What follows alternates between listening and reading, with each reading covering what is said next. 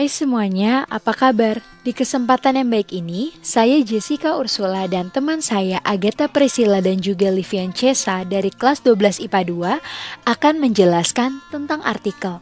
Semoga bermanfaat dan dapat menambah wawasan kalian ya. Selamat menyaksikan. A. Pengertian, ciri-ciri, dan jenis artikel. Yang pertama, pengertian artikel. Karangan artikel berisi analisa suatu fenomena alam atau sosial. Menurut Kamus Besar Bahasa Indonesia, artikel berarti karya tulis lengkap, misalnya laporan berita atau esai dalam majalah dan surat kabar. Artikel merupakan tulisan lepas berisi opini seseorang yang mengupas tuntas suatu masalah tertentu yang sifatnya aktual dan kontroversial, dengan tujuan untuk memberitahu atau informatif dan meyakinkan atau persuasif, argumentatif, atau menghibur halayak pembaca, atau rekreatif. Pada umumnya, artikel ditulis karena penulis ingin menanggapi berbagai macam fenomena yang terjadi. Tanggapan penulis yang dituangkan dalam artikel berbentuk opini dan fakta. Dalam menulis artikel, Anda perlu menjelaskan siapa, apa, kapan, di mana, bagaimana, dan mengapa suatu fenomena terjadi.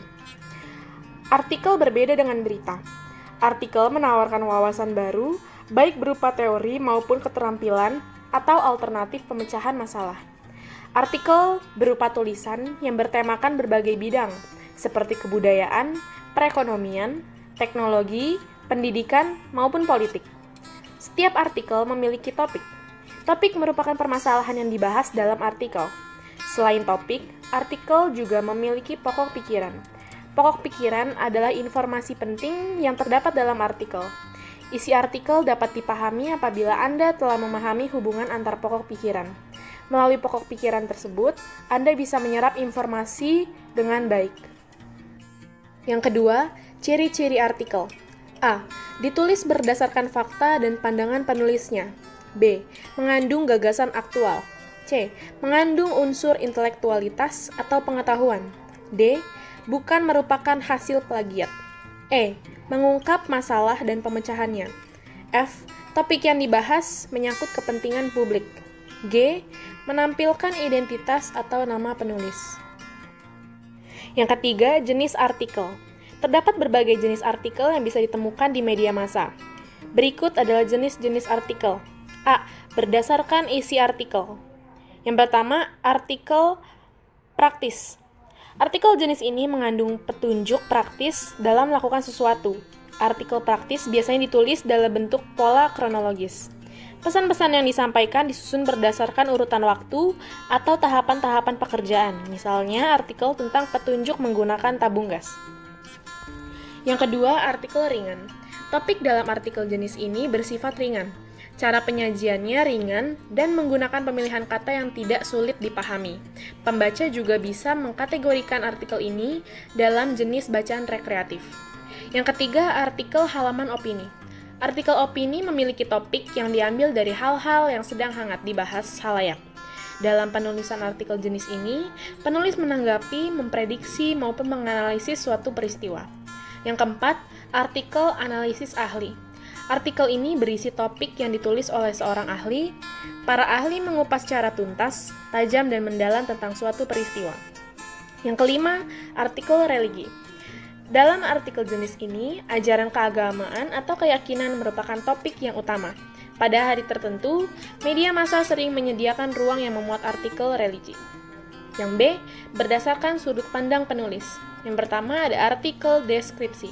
Artikel ini berisi informasi dan penggambaran suatu benda, peristiwa, permasalahan, maupun topik tertentu seperti ilmu pengetahuan. Dalam artikel deskripsi, penulis memaparkan topik secara jelas sehingga pembaca mengetahui informasi yang benar tentang topik tersebut. Yang kedua, artikel eksplanatif.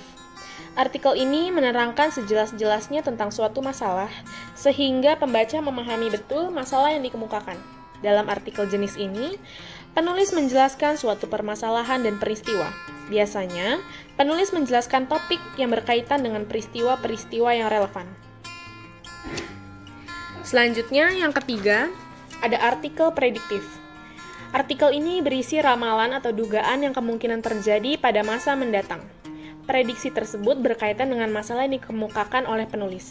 Yang keempat, artikel perspektif. Artikel preskriptif berisikan anjuran langkah-langkah untuk memberikan tuntunan kepada pembaca agar tidak melakukan kekeliruan. Artikel ini berisi ajakan, imbauan, atau perintah bagi pembaca agar melakukan sesuatu. B. Evaluasi informasi baik fakta maupun opini dalam sebuah artikel yang dibaca. 1. Menemukan informasi dalam artikel. Terdapat dua jenis informasi dalam artikel, yakni fakta dan opini. Opini tersebut muncul karena penulis ingin mengupas suatu masalah tertentu yang bersifat aktual atau kontroversial. Tujuan penulisan artikel adalah memberitahu atau informatif, memengaruhi dan meyakinkan atau persuasif argumentatif, atau menghibur khalayak pembaca atau rekreatif. Karangan artikel berisi opini atau tanggapan penulis mengenai suatu peristiwa atau masalah aktual berdasarkan fakta di lapangan. Berangkat dari suatu fenomena, penulis harus memastikan fenomena tersebut benar-benar terjadi. Fenomena yang benar-benar terjadi disebut juga fakta. Fakta adalah gagasan yang diungkapkan berdasarkan data objektif. Fakta dalam artikel dapat berubah topik permasalahan, data pendukung, dan pelengkap opini penulis. Dalam artikel, penulis bisa menyampaikan opini berdasarkan fakta lapangan. Opini adalah gagasan yang diungkapkan berdasarkan pendapat pembicara. Opini disebut juga pendapat. Opini juga berarti gagasan, ide, atau pemikiran seseorang terhadap suatu peristiwa atau masalah. 2. Membedakan informasi baik berupa opini maupun fakta. Berikut adalah ciri-ciri opini dan fakta. A. Ciri-ciri opini. 1. Berupa pendapat. Dalam Kamus Besar Bahasa Indonesia atau KBBI, pendapat merupakan pikiran, anggapan, atau perkiraan seseorang tentang suatu hal. Pendapat antar orang dapat berbeda karena dipengaruhi oleh latar belakang pengetahuan dan kesan-kesan tiap-tiap orang terhadap suatu peristiwa.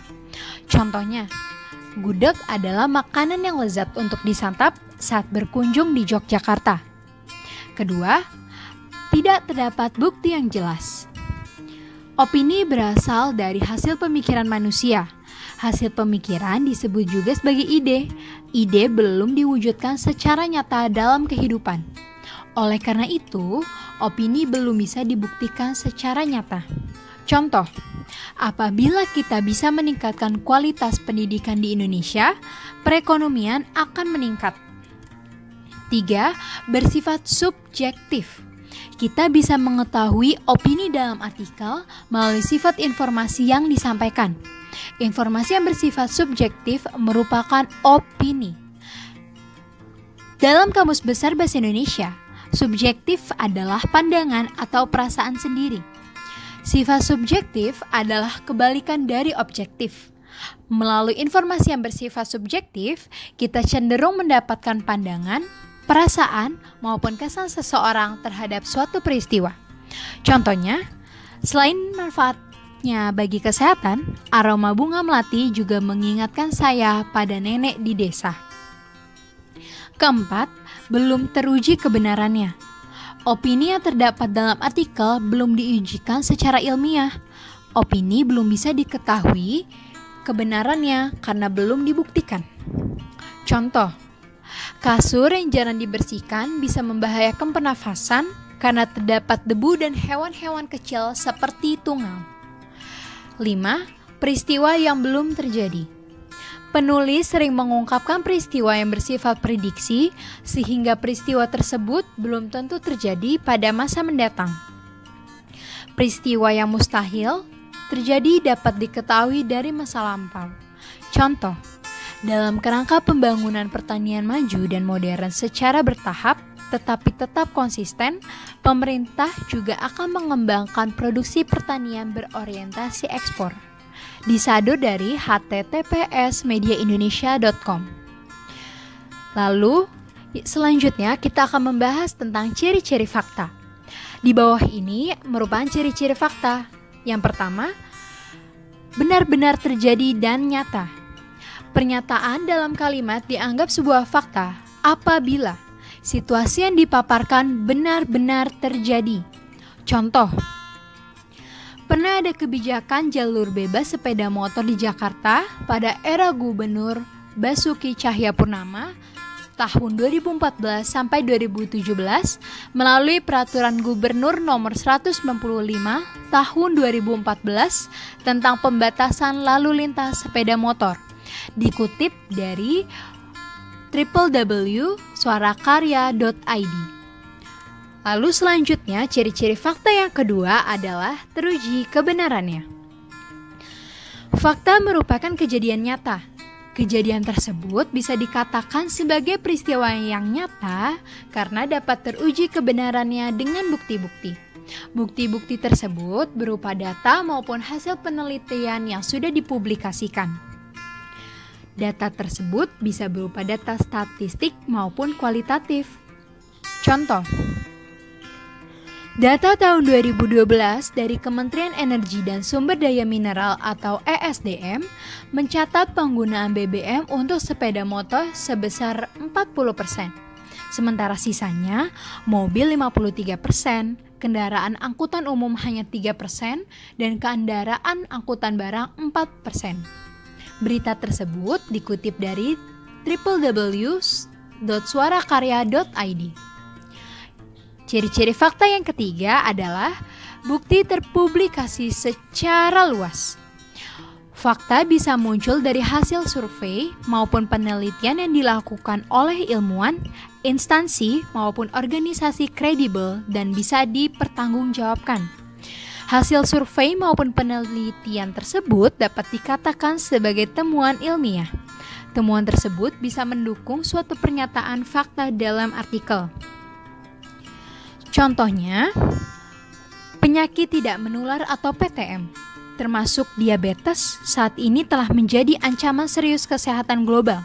Dikutip dari data WHO 2016, 70% dari total kematian di dunia dan lebih dari setengah beban penyakit dari 90% sampai dengan 95% dari kasus diabetes ialah diabetes tipe 2 yang sebagian besar dapat dicegah karena gaya hidup yang tidak sehat. Berita tersebut dikutip dari http://mediaindonesia.com.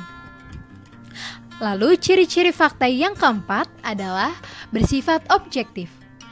Pernyataan yang terdapat di dalam kalimat fakta bersifat objektif. Objektif merupakan hal umum yang telah diakui kebenarannya oleh banyak pihak, khususnya oleh badan atau lembaga resmi. Contohnya nih, data Jaminan Kesehatan Nasional atau JKN juga menunjukkan peningkatan jumlah kasus dan pembiayaan pelayanan diabetes di Indonesia dari 135.322 kasus dengan pembiayaan 700,29 miliar rupiah di 2014 menjadi 322.829 kasus dengan pembiayaan 1,877 triliun rupiah di 2017. Berita tersebut dikutip dari http://mediaindonesia.com. 5. Keterangan waktu dan tempat jelas. Fakta dapat berupa peristiwa yang sudah terjadi.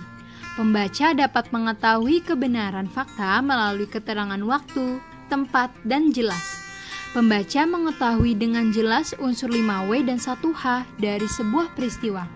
Contohnya, Freedom House, sebuah lembaga independen pemantau demokrasi yang berbasis di Washington DC, pada 2017 merilis laporan tahunan bertajuk Freedom on the Net 2017, Manipulating Social Media to Undermine Democracy. Dalam laporan ini, Freedom House mengungkapkan temuan peningkatan praktik manipulasi penggunaan media sosial dalam Pilpres di 18 negara. Berita tersebut dikutip dari http://mediaindonesia.com. Penyusunan opini dalam bentuk artikel. Permasalahan dalam artikel dibahas dari sudut pandang penulis. Saat menulis artikel, penulis harus menyusun opini dan fakta yang tepat. Penyusunan tersebut bertujuan agar pembaca mengerti informasi yang terdapat di dalam artikel. Yang pertama, mengungkapkan opini. Beberapa aspek penting dalam menyusun opini dalam artikel sebagai berikut. A. Argumentasi. Argumentasi yang dikemukakan harus konstruktif, agar pesan dalam tulisan dapat diserap dengan baik oleh pembaca. Argumentasi yang dikemukakan juga harus memberikan solusi atas masalah yang disampaikan. B. Bahasa yang digunakan. Bahasa yang digunakan dalam artikel bersifat ilmiah populer. Saat menyusun artikel, harus menggunakan bahasa yang komunikatif dan kalimat efektif sehingga mudah dipahami. Kedua, pendekatan penyusunan artikel. Dalam buku Menulis di Media Massa oleh Priyati Sudirman, terdapat 6 pendekatan penyusunan artikel di media massa. Antara lain sebagai berikut. Yang pertama, pendekatan deduktif. Diawali dengan simpulan umum suatu permasalahan dalam artikel. Selanjutnya, penulis bisa menyampaikan rincian yang mendasari kesimpulan. Kedua, pendekatan induktif. Penulis bisa menyampaikan opini dan fakta dalam artikel dimulai dari rincian bersifat khusus. Ketiga, pendekatan kronologi.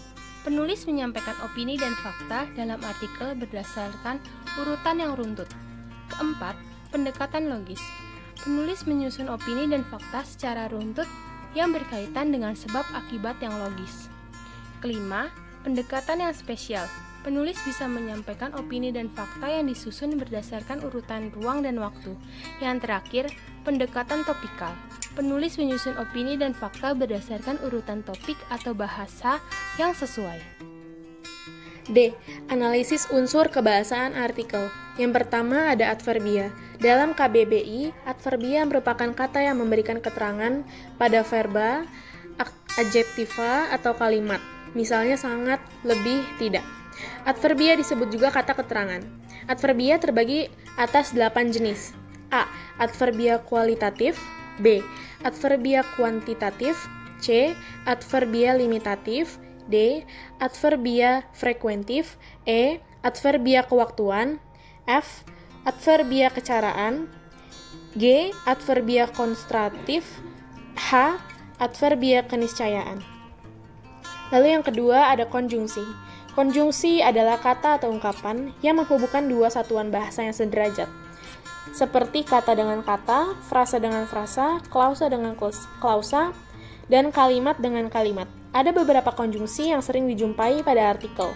Konjungsi yang digunakan untuk menyampaikan urutan argumentasi, seperti pertama, kedua, ketiga, dan berikutnya.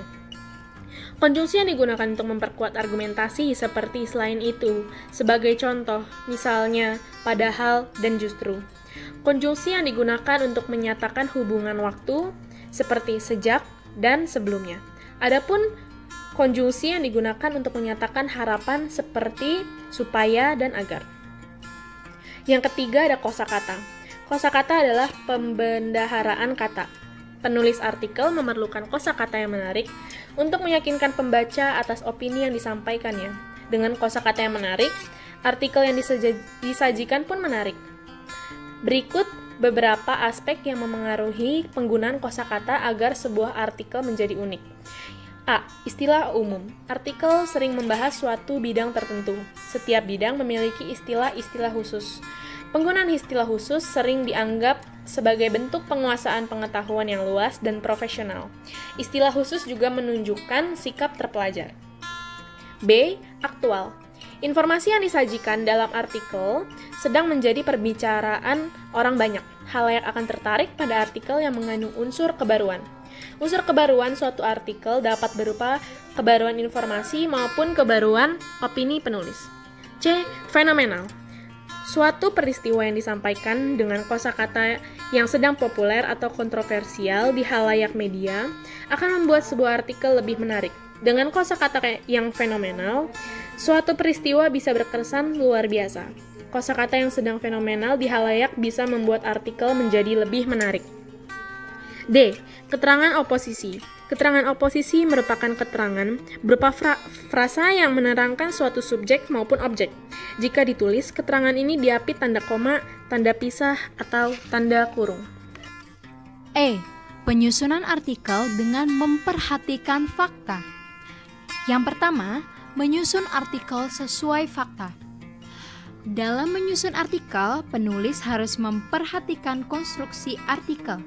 Artikel memiliki konstruksi atau struktur sebagai berikut. A. Judul. Judul hendaknya mewakili tema yang akan dibahas atau pendapat yang akan disampaikan. Judul harus singkat, 3-5 kata, dan padat atau syarat makna. Judul mampu menarik dan menggugah orang lain untuk membaca tulisan secara keseluruhan, dan sebaiknya judul menggunakan istilah atau idiom populer agar menarik. B. Pembuka. Bagian pembuka berfungsi sebagai pembuka artikel. Bagian pembuka berisi masalah yang akan dibahas. C. Isi. Bagian penjelas berfungsi menjelaskan masalah yang telah disampaikan di bagian pembuka. Bagian penjelas mengulas lebih dalam masalah tersebut. Di bagian penjelas, penulis bebas menyampaikan opini-opini berdasarkan masalah. Opini yang akan disampaikan penulis harus berdasarkan fakta yang ditemukan di lapangan. Pada bagian penjelas, penulis dapat menggunakan referensi untuk menguatkan opininya. Jika diperlukan, penulis dapat menampilkan kutipan data dalam format sederhana karena panjang artikel terbatas. Dengan demikian, bagian isi artikel memuat aspek-aspek berikut.